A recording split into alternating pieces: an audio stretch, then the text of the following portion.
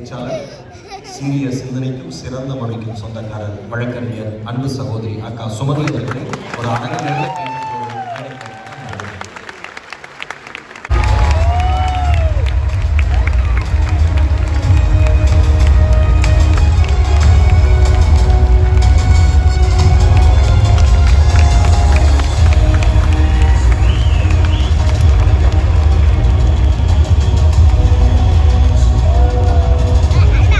தமிழகத்திலிருந்தும் எங்கள் அண்டை மாநிலமான கேரளத்திலிருந்தும் பெருவாரியாக இங்கே வந்து குடியிருந்து, இது தமிழ் விழா என்றாலும் சாரா போன்றவர்களும் இந்த விழாவிலே பங்கேற்று, தமிழ் விழா வெறும் தமிழர்களுக்கு மட்டும் உரியதல்ல, அது பக்கத்து மாநிலத்தில் இருக்கக்கூடிய கேரள மக்களுக்கும் உரியது என்பதை ஒற்றுமையோடு இங்கே நிலைநாட்டிக் கொண்டிருக்கக்கூடிய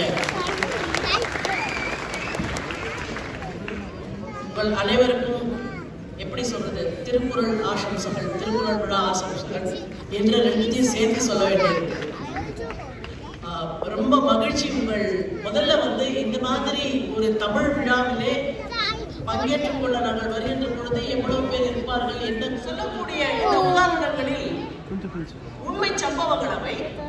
அந்த சம்பவங்களை நான் பெரும்பாலும் எப்படி இந்த சூழலை கையாண்டார்கள் என்பதை சொல்ல வருவதற்கு காரணம், பொதுவாக பெண்கள் உணர்ச்சி வசப்படக்கூடியவர்கள், அவர்கள் அறிவு வசப்படக்கூடியவர்கள் அல்ல என்ற ஒரு பொது கருத்து சமூகத்தில் இருக்கிறது. ஆனால் அப்படி அல்ல. பெண்கள் எப்படி அறிவு வசப்பட்டு ஒரு சூழலை கையாண்டார்கள் என்பதற்கான 3 வித்தியாசமான சூழல்களை நான் உங்களுக்கு தான் பகிர்ந்து கொள்ள போகிறேன். நிறைய இளைஞர்கள் ரொம்ப சேலஞ்சஸ், அதாவது சவால்களை சந்திப்பது எப்படி என்பதை இந்த மேடையிலே, நாங்கள் இந்த மேடைக்கு ஏறுவதற்கு முன்னால் ஸ்பெஷல் சில்ட்ரன் அந்த குழந்தைகள் வந்து நின்று வாழ்க்கையின் ஆகப்பெரிய சவால்களை எப்படி சந்திப்பது என்பதை அது நம்ம கீழே பார்க்கிற போது நமக்கு ஒரு நிமிஷம் ஸ்டாண்டிங் ஓவேஷன் தான், ஒரு கைத்தட்டல் தான், ஒரு பாராட்டு தான். ஆனால் அந்த குழந்தைகளை வைத்துக் கொண்டு அவர்களை இந்த மேடைக்கு எடுத்து வருவதற்கு பின்னால் அந்த பெற்றோர்கள் ஆற்றி இருக்கக்கூடிய அரும்பணி இருக்கிறது அல்லவா, அது நம்ம ஒரு ஸ்டாண்டிங் ஓவேஷன். அது கடந்தோறும் நொடிதோறும் நினைத்து அவங்க செயலாற்றி கொண்டே இருக்கணும். இங்க அந்த குழந்தை அழுகுது, அந்த குழந்தை அழுகுதுன்றது மட்டும்தான். ஆனா அந்த குழந்தையினுடைய அழுகைக்கு பின்னால் இருந்த காரணம், இது வருத்தத்தினால் வந்த ஆனந்தம் அல்ல, இத்தனை மக்களை இன்னைக்குதான் பாக்குறேன் மகிழ்ச்சியினால வந்த ஆனந்தம் அடையாளம் கண்டுபிடிப்பதற்கு ஒரு தாய் இருந்தார் அல்லவா, அந்த தாயினுடைய உழைப்பு என்பது புறந்தள்ளி விட முடியாத ஒரு உழைப்பு. அப்ப பெண்கள் உணர்ச்சி வசப்படக்கூடியவர்கள் சொல்வதை ஒரு நிமிடம் புறந்தள்ளிவிட்டு, சிக்கலான சூழல்களில் எப்படி பெண்கள் அறிவுவசப்பட்டு பணியாற்றி இருக்கிறார்கள் என்பதற்காக நான் 3 வித்தியாசமான சூழல்களை பகிர்ந்து கொள்ள நினைக்கிறேன். அந்த 3 சம்பவங்களும் அறிவு அர்த்தமாக்கக்கூடிய ஒரு கருவியாக எப்படி பயன்பட்டது என்பதை நாம் வள்ளுவனுடைய வழியில் சென்று பார்க்கலாம். எங்க ஊர்ல 2019ஆம் வருடம் ஒரு அழகி போட்டி நடந்தது. எல்லாருக்கும் தெரியும், அழகி போட்டி என்றால் பெண்கள் வந்து அந்த 0 சைஸ், ஸ்கின் டோன் எப்படி இருக்கணும், ஹைட், வெயிட் எல்லாமே கணக்குதான். 19 வயது பெண் ஒருத்தி அந்த அழகி போட்டிக்கு வருகிறாள். அந்த பெண்ணினுடைய பெயர் கரிமா யாதவ். இங்கே என்னுடைய சகோதரர் பார்த்திபன் சொன்னாரு, 8 மில்லியன் மக்களுக்கு 18 மில்லியன் கேட்ஜெட்ஸ் இங்கே விற்பனையாகி இருக்குனாக்கா ஒருத்தர் கிட்டத்தட்ட 2 கேட்ஜெட் வச்சிருக்கிறது சப்போர்ட். அவங்களுடைய அந்த 2 கேட்ஜெட்ல ஒரு அரை கேட்ஜெட்டை ஓபன் பண்ணி கரிமா யாதவ்ன்ற நேமை யூடியூப்ல போட்டு பாருங்க. ஐஸ்வர்யா ராயை விட ஆகப்பெரிய அழகியவர், ஐஸ்வர்யா ராயை விட ஆகப்பெரிய கரிமா யாதவ் நேம் போட்டு பார்த்தீங்கன்னா தெரியும். இந்த பெண் அந்த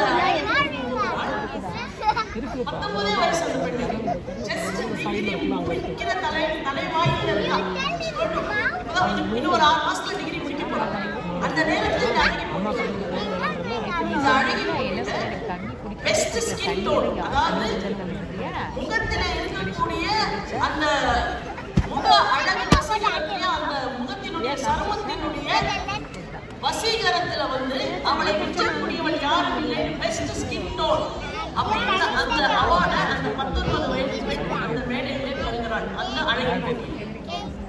அடுத்தது அவள் பயணிக்க வேண்டிய அழகி போட்டி என்பது மிஸ் யூனிவர்ஸ். உலக அழகி போட்டிக்கு அவள் அடுத்தது போக வேண்டும். இந்தியாவிலே இருந்து அவள் தேர்ந்தெடுக்கப்பட்டு விட்டாள். இப்ப நம்மள மாதிரி ஒரு நபர் அந்த இடத்துல இருந்தோம்னா என்னெல்லாம் நினைப்போம்? அடுத்து உலக அழகி போட்டிக்கு தான் போகணும். நம்ம இந்த உலகத்தை எதுக்காக எல்லாருமே எல்லா யங்ஸ்டர்ஸ் இருக்கீங்க, எல்லாரும் எதுக்காக எதை நோக்கி பயணப்படணும்? எனக்கு ஒரு அடையாளம் வேணும், நான் யாருன்னு தெரியணும், நான் யாருன்னு இந்த உலகத்துக்கு காட்டணும், என்னை யார் பார்த்தாலும் அடையாளம் கண்டுபிடிக்கணும், நான் எல்லோருக்கும் உரிய அந்த அக்னாலஜ்மெண்ட் எல்லார்கிட்ட இருந்தும் எனக்கு வந்து என்னை எல்லாரும் அறிந்து கொள்ள வேண்டும் அப்படின்ற அந்த அடையாளத்தை தேடித்தானே இவ்வளவு பயன்படுத்தும். இப்ப உலக அழகி போட்டிக்கு போனா ஓரிரவுல அந்த அடையாளம் இந்த பெண்ணுக்கு கிடைக்கும். இன்னைக்கு பெஸ்ட் ஸ்கின் டோன் இன் இந்தியான்னு வந்துருச்சு அவளுக்கு அவார்டு. இதுக்கே அந்த பெண்ணுக்கு என்னென்ன கிடைக்கும்? பிராண்ட் அம்பாசிடரா பல ப்ராடக்ட்ஸ்க்கு அவங்க போக முடியும்.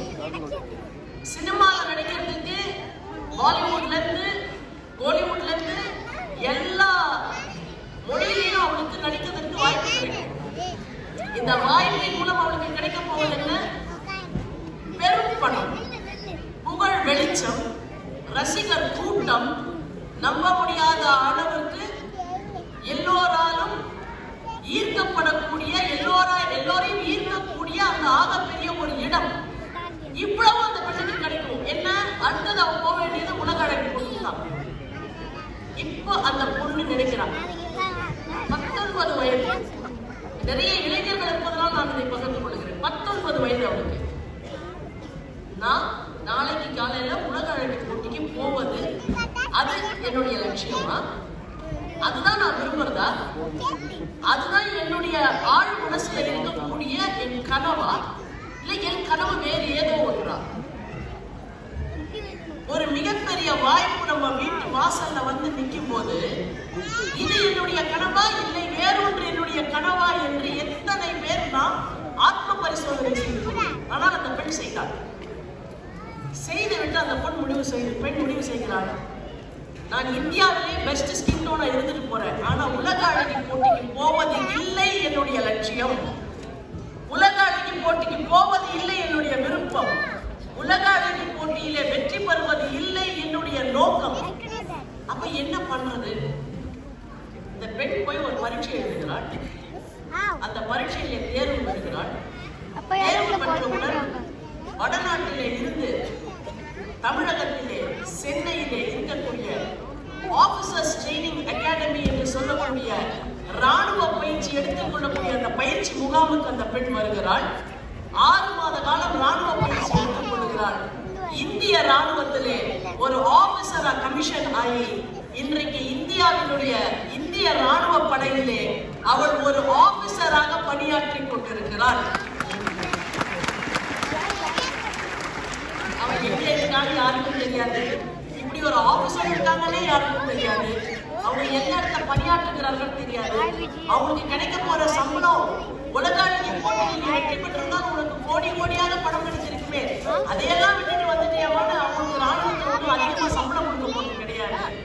ஆனா பேர், புகழ், பணம், அந்தஸ்து, வெளிச்சம், அடையாளம் இவையெல்லாம் ஒரு தராசில் என் மனம் விரும்பிய என் தேசப்பணி, நான் அதற்காக என்னை அர்ப்பணிக்க வேண்டும், அதற்காக